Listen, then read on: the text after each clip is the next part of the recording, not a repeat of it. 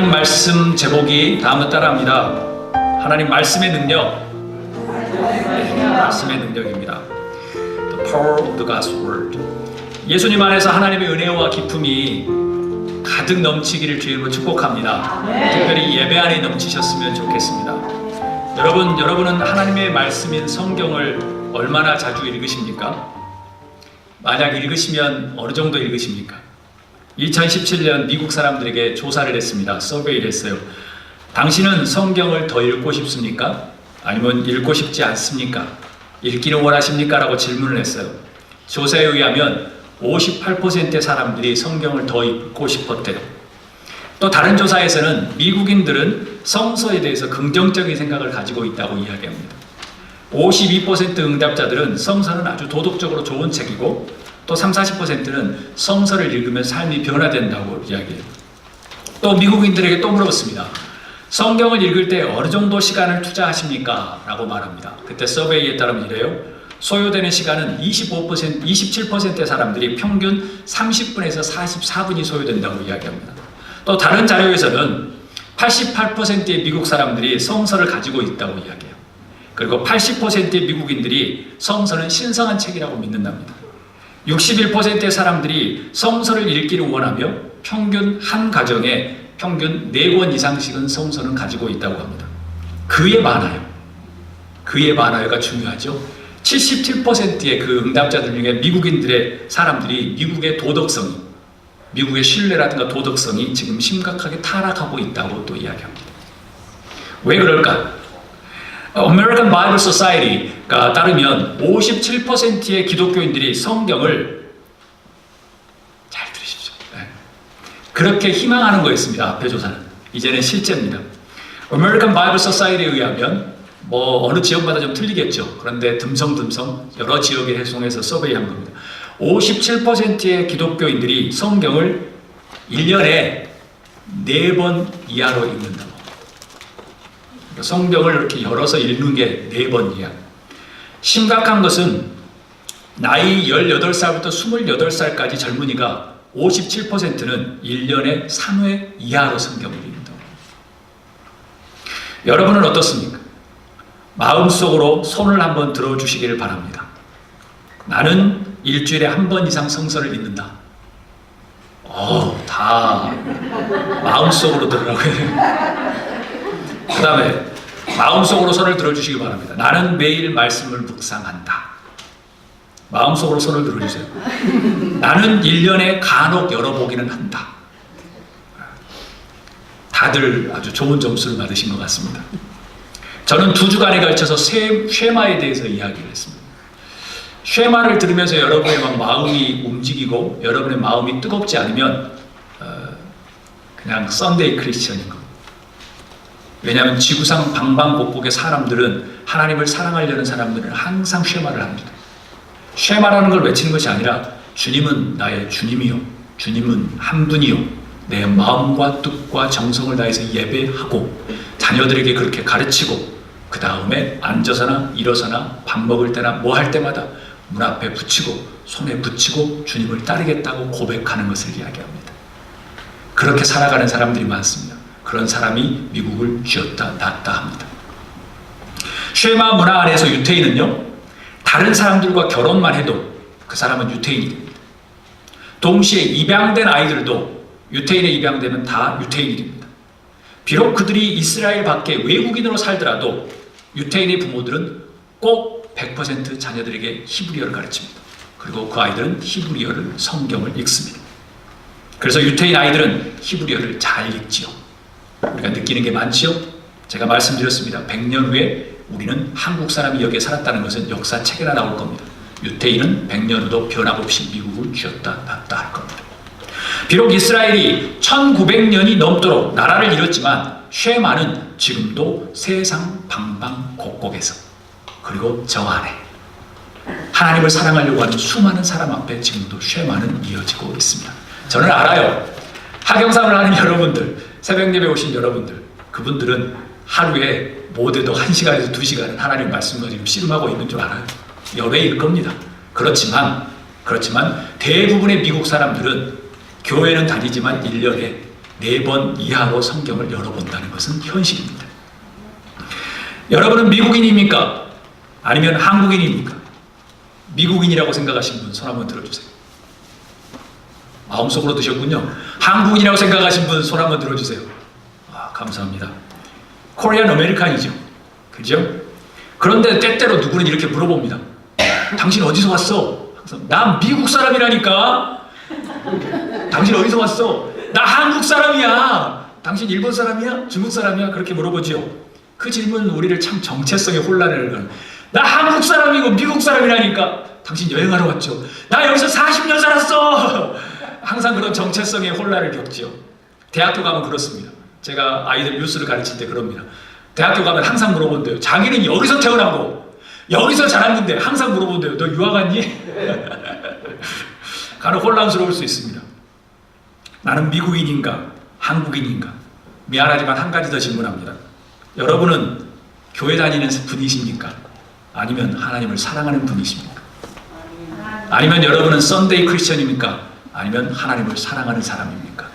사랑하는 사람. 다 함께 잠언 1장 7절로 9절 말씀을 읽도록 하겠습니다. 다 함께 읽습니다. 주님을 경외하는 것이 지식의 근본이여는 어리석은 사람은 지혜와 훈계를 멸시한다. 아이들아, 아버지의 훈계를 잘 듣고 어머니의 가르침을 저버리지 말아라. 진정 이것은 머리에 쓸 아름다운 관이요 너의 목에 걸 목걸이다. 아멘. 여러분, 아이들아, 아버지 훈계를 잘 듣고 어머니의 가르침을 저버리지 말아라 라고 이야기하면 요즘에 참 힘들어집니다. 그러니까 망하는 것이죠. 그러니까 망하는 것이죠. 유태인들은 지금도 자녀들이 머리 곱슬곱슬하는 가발 쓰고 안식일날 예배하러 갑니다. 그 수제들도 여기에 머리에 캡을 씁니다. 저랑 같이 수업을 들었던 레바이가 되려고 했던 유태인도 항상 수업 올 때마다 이렇습니다. 머리가 뛰어나든 돈이 많든 적든 그게 전통이고 그들의 마음속에는 쉐마가 있다는 거예요. 이 말씀은 누가 이야기했냐면 솔로몬이 이야기했습니다. 솔로몬은 이 세상의 지혜를 상징하고 가졌던 모든 영화는 다 가졌습니다. 솔로몬 시대 때는 아메리카가 없었습니다. 유럽도 무지몽매하게 짝이 없는 바이킹도 되지 않은 역사를 가지고 있었던 나라입니다. 그러니까 솔로몬 시대 때는 모슬렘 쪽에 있는 사람들과 이집트와 중국과 인도가 세계를 지배하던 시절이에요. 그 사람이 모든 걸 가졌어요. 그런데 그 사람의 결론이 이겁니다. 주님을 경외하는 것이 지식의 근본이다. 어리석은 사람은 하나님이 말씀하신 지혜와 훈계를 경멸하는 사람이다. 그것이 세상에 제일 무식한 사람이다. 그리고 아이들아, 아버지의 훈계를 잘 듣고 어머니의 가르침을 저버리지 말아라 라고 이야기. 이게 무엇입니까? 제가 2주 동안 말씀한 겁니다. 쉐마를 저버리지 말라는 겁니다. 아버지가 밥상에서 가르치는 것을 저버리지 말라는 거예요. 저도 가은이에게 이런 것을 해보면 가은이가 화냅니다. 나 알아서 잘 기도해. 내가 기도 안 하는 것처럼 보여? 막 이야기하죠. 쉽지 않습니다. 그렇지만 하버드나 콜롬비아나 그 아이들 수재들 30%는 지금도 밥상머리에서 이렇게 배웁니다. 알량하게 조금 유식한 것처럼 보이는 것이 우리의 신앙을 갉아먹습니다. 죽이는 것이겠죠. 아이들아, 아버지의 훈계를 잘 들어라. 아버지의 가르침을 저버리지 마라 라고 이야기하는 겁니다. 왕이고 세계 최고의 모든 것을 가졌음에도 불구하고 말하는 것이 이것밖에 없었습니다. 이것이 알고 보니까 최고였다는 거예요. 진정 그 다음에 말합니다. 이것은 너희의 쓸 아름다운 관이다. 금메달과 수억 원을 버는 월급과 엄청나게 큰 집이 아니고 너희가 하나님 앞에 가면 이것밖에 없을 것이라는 것이죠. 너의 목에 걸 목걸이라고 이야기하는 것이죠. 사랑하는 여러분, 하나님의 뜻이 보이십니까? 하나님께서는 부모님의 가르침을 잘 배우고 준수하기를 바라십니다. 쉐마의 가르침을 잘 지키라는 것이죠. 이 명령에 대해서 어떻게 생각하십니까? 이 말씀이 여러분의 것이 될 수 있기를 주님으로 축복합니다. 쉐마는 쉐마 해라는 게 아니에요. 우리 마음속에 선언하라는 거예요. 힘들어도 어려워도 주님, 오늘 힘들어도 주님은 나의 주님이시고 하나님은 한 분밖에 없고 내가 마음과 힘과 힘을 다해서 힘들다고 내가 예배합니다. 그게 내가 주님을 사랑하는 증거기 때문에. 그리고 할 수만 있으면 밥상머리에서도 얘가 받아들이지 않더라도 머릿속으로 기도하는 거예요. 하나님, 이 아이가 믿음으로 승리하게 하옵소서. 이 아이가 정말 미래에 하나님을 정말 섬기는 사람이 되게 하옵소서. 집안이 정말 분위기가 되게 하는 거죠. 그게 곧 쉐마라는 겁니다. 그게 이스라엘의 전통인 거예요. 하나님은 만약 부모의 쉐마를 가르침에 준수한다면 인생에서 가장 좋은 사람, 화관을 쓰게 될 것이고 목걸이를 걸게 될 거라는 거예요. 성서는 부모의 쉐마를 따르는 사람들이라고 묘사합니다. 하나님은 부모에게 배운 쉐마가 그들의 머리에 쓸 아름다운 관이래요. 그러니까 여러분의 자녀에게 줄 것은 돈이 아니고 쉐마라는 거예요. 하나님의 신앙이라는 거예요. 하나님을 사랑하는 예배라는 거예요. 그게 그 자녀에게 줄 수 있는 최고의 아름다운 관이며 최고의 목걸이라는 거예요. 최고의 보석이라는 거예요. 이것을 제가 2주 동안 강의했었습니다. 설교했습니다. 이것이 유태인 가족의 라이프 스타일입니다. 오늘 설교 제목을 다음에 따라합니다. 말씀의 능력. 그럼 무엇이 하나님의 말씀의 능력일까요? 어떻게 해야만 할까요? 여러분은 하나님의 말씀이 단지 책과 글자라고 생각하십니까? 아닐 수 있죠. 다 함께 오늘 본문 디모데후서 3장 16절 말씀을 읽도록 하겠습니다. 모든 성경은 하나님의 영감으로 된 것으로서 교훈과 책망과 바르게 함과 의로 교육하기에 유익합니다. 하나님의 말씀은 하나님의 감동으로 기록되었습니다. 아멘. 하나님의 청지기로서 모든 선한 일을 수행할 수 있도록 가르치고 책망하고 교정하고 훈련하는 데 유용하다고 말합니다. 그럼 하나님의 말씀의 능력은 무엇일까요? 첫 번째 따라합니다. 성경은 하나님의 임재입니다. 1년에 4번 이하로 성경을 열어본 사람에게 능력이 아니죠. 이것은 먼지 낀 책이고 태태묵은 올드스쿨인 겁니다. 그렇지만 성서는 이야기합니다. 이것은 하나님의 임재다 이것입니다. 여러분, 하나님의 말씀은 우리 안에, 우리 모임 안에 날마다 삶 속에서 임재하는 것입니다. 아멘. 그럼 어떻게 하나님의 임재가 일어날 것인가? 그냥 주일날 짬과 나서 오는, 그러면서 듣는 성경을 통해서 일어날까? 그럴 수도 있습니다. 간혹 그럽니다. 그렇지만 아닙니다. 오늘 본문이 자세히 가르쳐주고 있습니다. 성경은 가르치고 책망하고 바르게 하고 의로 교육함이 일어날 때 하나님의 임재는 일어난다는 거예요. 만약 그것이 없으면 이것은 그냥 책입니다. 비싸게 주고 사는 책. 여러분, 하나님의 임재를 여러분 삶 속에서 경험하고 싶으십니까? 아멘. 그럼 말씀을 통해서 가르침을 받으십시오. 말씀을 통해서 책망을 받으십시오. 말씀을 통해서 생각과 삶을 교정하십시오. 말씀을 통해서 훈련을 받으십시오. 그래야만 하나님의 감동으로 쓰여진 말씀 안에서 우리가 하나님의 임재를 경험할 수 있습니다. 저는 압니다. 오늘 이 날씨에 또 주님 앞에서 예배하는 여러분들은 그런 자세가 되어 있고 마음이 있습니다. 그렇기 때문에 하나님의 임재를 경험하는 겁니다. 말씀 안에서. 그렇지만 이것이 계속 지속되었으면 좋겠습니다. 세상은 가지 말라고 할 겁니다. 말씀을 듣지 말라고 할 거예요. 왜냐하면 오래된 이야기라고, 별로 영향력이 없는 것이라고, 자기는 크리스천이라고 이야기하면서 3번, 4번밖에 떠들어보지 않는 이 성경책에 무슨 의미가 있겠습니까? 그냥 방송 듣는 게 훨씬 낫겠죠. 말씀을 통해서 훈련을 받으십시오. 그래야만 하나님의 감동으로 쓰여진 이 말씀 안에 하나님의 임재를 경험할 수 있습니다. 다 함께 우리 17절 말씀 읽도록 하겠습니다. 성경은 하나님의 사람을 유능하게 하고 그에게 온갖 선한 일을 할 수 있게 하는 것입니다. 아멘. 두 번째로 하나님의 말씀은 어떤 능력이 있을까요? 기대하십시오. 다음에 따라합니다. 두 번째, 성경은 선한 일을 하게 합니다. 여러분 주목하십시오. 이건 도덕책이 아닙니다. 도덕책이 아닙니다. 성경은 하나님의 사람을 유능하게 만든다고 이야기합니다. 그리고 하나님의 유능한 사람에게 온갖 선한 일을 할 수 있겠다고 이야기해요. 킹 솔로몬이 이야기합니다. 세상의 지혜의 근본은 말씀이라고 이야기합니다. 경외하는 것. 나머지 뛰어나다고 하는 것은 멍청한 것이라고 말합니다. 그렇기 때문에 이 말씀이 맞는 겁니다. 성경은 하나님의 사람만이 유능할 수 있다고 이야기합니다. 그 다음에 말씀을 잘 보십시오. 하나님의 유능한 사람만이 온갖 선한 일을 할 수 있다는 겁니다. 대단한 메시지가 이곳에 숨어 있습니다. 성경을 통해서 가르침과 교훈과 바르게 함과 책망과 의로 교육함을 받지 못하면 하나님의 사람도 안 되고 유능한 사람도 안 되고 그 다음에 온갖 선한 일을 할 수 없다는 거예요. 오로지 세상에 선한 일을 할 수 있는 사람은 하나님의 사람밖에 없다는 거예요. 이 말씀이 조금 오해가 가실 수 있습니다. 예수님께서 우리에게 말합니다. 너희는 세상의 빛과 소금이라고 이야기했어요. 우리에게 희망이 있습니다. 우리밖에 희망이 없습니다. 세상에는 희망이 없습니다. 제가 말씀드리는 건 이원론적으로 말씀드린 것이 아닙니다. 세상 사람은 희망을 논할 때 속으로 뒷구멍으로 돈을 추구하기도 합니다. 이런 아이폰과 이런 삼성폰을 만들지만 수십만 명의 어린아이들이 광산에서 이것을 만들기 위해서 하루에 몇 센트, 몇 달러 벌기 위해서 고생해야 합니다. 선을 행하는 것처럼 보이지만 뒤로 따져보면 죽이는 일들이 너무나도 많습니다. 예수님은 말합니다. 온갖 선한 일을 할 수 있는 것은 하나님의 사람밖에 없다. 하나님의 사람은 하나님을 경외하는 거다. 말씀 안에 있는 것이라는 거예요. 이 세상에 온갖 선한 일을 할 수 있는 유일한 존재는 하나님의 사람밖에 없다는 거예요. 어깨를 펴십시오.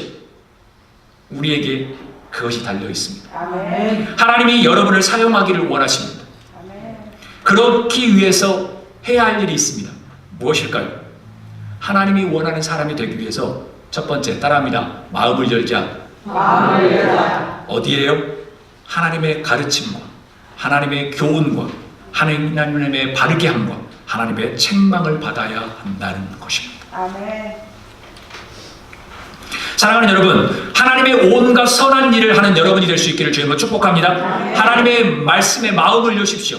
그러면 하나님의 말씀이 여러분 안에 오실 거고 하나님 말씀이 역사를 할 겁니다. 그러면 거기 안에 바르게 함도 있고 책망도 있고 의로 교육함도 있고 감동도 있고 변화도 있고 여러 가지가 있을 거예요.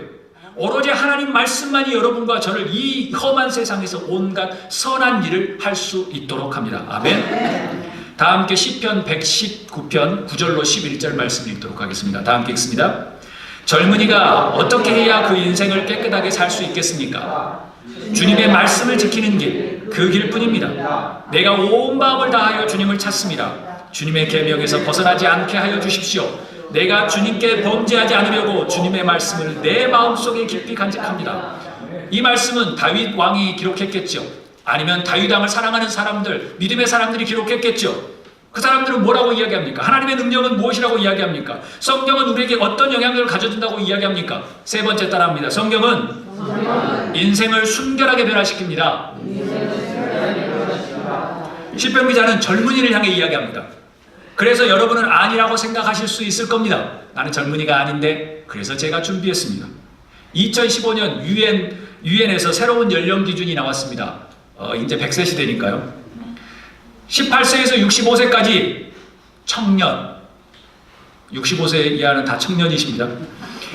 66세에서 79세, 우리 한 장로님 위에 계신 분 말고 나머지 79세까지는 중년, 80세에서 99세 노년, 100세 이후 장수노인.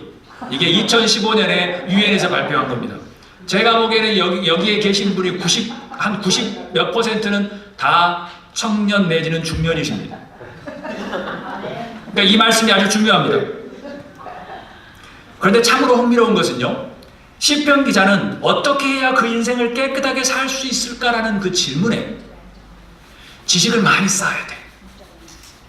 책을 많이 읽어야 돼.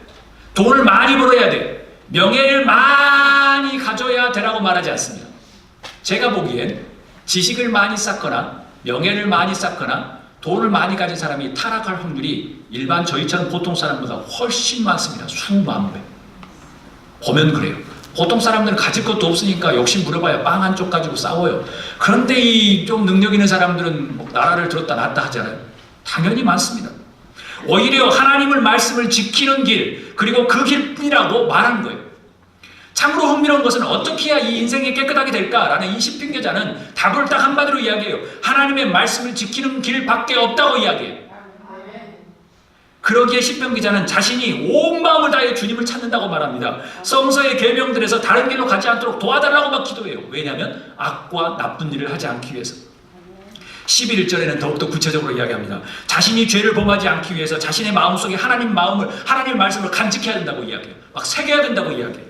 영어 성서는 더욱 자세하게 표현합니다. 자신의 죄가 하나님을 대항하는 것이기에 하나님을 대항하는 죄를 범하지 않기 위해서 마음속에 말씀을 간직한다고 이야기해요. 여러분, 이 시편 기자는 거의 3000년 전의 사람입니다. 우리는 그냥 양다리 걸치면서 알렁뚱땅 이렇게 하고 그냥 1년에 한 서너 번 성서 읽어볼까 말까 하잖아요. 그런데요, 3000년 전에 차도 없었어요. TV도 없어요. 책도 없었어요. 그런데 그 사람은 어떻게 알았을까요? 자기가 생각하는 양다리 걸치는 것이 하나님을 대항하는 것이라고 고백합니다. 꼭 많이 알고 꼭 많이 누리는 것이 하나님을 사랑하고 더 사랑하거나 신앙이 높은 건 아닌가 봅니다. 사랑하는 여러분, 하나님을 대항하는 죄를 범하지 않게 해서 이 시편 기자는 뭐라고 이야기하냐면 하나님의 말씀을 내 안에 두었다고 이야기합니다. I keep your law in my heart so that I will sin against you. I won't sin against you. 당신을 대항하지 않기 위해서 내가 당신의 말씀을 내 안에 두었습니다. 그래서 시편 기자는 12절로 16절 말씀에 이렇게 기도합니다. 다 함께 12절부터 읽도록 하겠습니다. 찬송을 받으실 주님, 주님의 율례를 나에게 가르쳐 주십시오. 주님의 입으로 말씀하신 그 모든 규례들을 내 입술에 큰 소리로 반복하겠습니다. 주님의 교훈을 따르는 이 기쁨은 큰 재산을 가지는 것보다 더 큽니다. 나는 주님의 법을 묵상하며 주님의 길을 따라가겠습니다. 주님의 율례를 기뻐하며 주님의 말씀을 잊지 않겠습니다. 아멘. 여러분은 자녀들이 잘 살기를 원하시죠? 저도 가은이가 잘 살기를 원합니다. 그런데 3000년 전에 이 사람은 이야기합니다. 큰 재산을 가진 것보다 주님의 교훈, 주님의 말씀을 따르는 것이 더 기쁨이라고 이야기하는 거예요. 사랑하는 여러분, 이 말씀은 기도이면서 말씀을 따르려고 하는 변화와 고백입니다. 여러분 주변에도 많으신 잘 사는 분들 많이 계실 거 아니에요. 저도 주변에 보면 잘 사는 분들이 많아요. 그런데 보면 그것이 꼭 행복할까라고 생각하면 저는 퀘스천 마크입니다. 그것이 꼭 자녀들을 행복하게 만들 것인가? 그것은 퀘스천 마크입니다. 제가 퀘스천 마크라고 표현하는 것은 아주 부드럽게 표현한 겁니다. 시편 기자는 관념 속에서, 이 머릿속에서 당신은 크리스천이에요. 얼마나 성서를 읽어요? 제가 보니까 1년에 한 서너 번 더 열어보는 것 같아요. 시편 기자는 관념 속에서 하나님의 말씀과 능력을 논하지 않았어요. 그는 아주 구체적으로 이야기합니다. 구체적인 동사를 사용해요. 칭찬하고 가르치며 자세히 말하고 기뻐하고 따르고 명상하고 생각하고 기뻐하고 방치하지 않겠습니다라고 이야기해요. 3000년 전의 사람이. 사랑하는 여러분, 하나님의 말씀이 여러분의 인생을 의롭게 깨끗하게 만들 수 있습니다. 아멘? 아멘. 하나님의 말씀은 지식이 아니에요.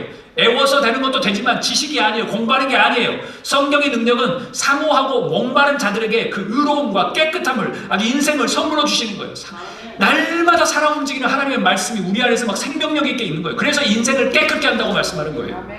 구체적이에요. 아주 개인적이에요. 움직이는 것이고 열정적인 것이고 아주 모험적인 것이에요. 이 말씀을 전하지만 어떤 사람은 인생이 바뀌고, 어떤 사람은 눈물을 흘리기도 하고, 어떤 사람은 이것을 망치로 맞은 것처럼 보여서 몇 달 동안, 몇 년 동안 막 움직이지 못할 정도로 눈물 안에 들이는 거예요. 잠 오는 것이 아니라는 거예요. 어떤 사람은 이 말씀을 듣고 인생을 포기하고 하나님 다른 나라에 복음을 선교하러 가요. 1130년 전에. 깨끗하게 되려면 하나님의 말씀을 가르침을 받고 입술로 크게 반복하고 말씀의 기쁨이 세상의 재산보다 크다고 선언하고 말씀을 묵상하고 주님의 길을 따르는 것, 말씀을 잊지 않기 위해서 기쁨으로 마음의 머리에 조각하는 것, 상처를 입히는 것, 그 다음에 낙인을 찍는 것, 흔적을 남기는 것, 그것을 이야기하는 겁니다. 아멘. 사랑하는 여러분, 여러분과 저의 인생이 주님 앞에서 의롭고 순결하게 될 수 있기를 주님으로 축복합니다. 아멘. 하나님의 말씀과 가까이 지내는 여러분이 될 수 있기를 소원합니다. 아멘. 말씀이 여러분을 휘감아 지배했으면 좋겠습니다.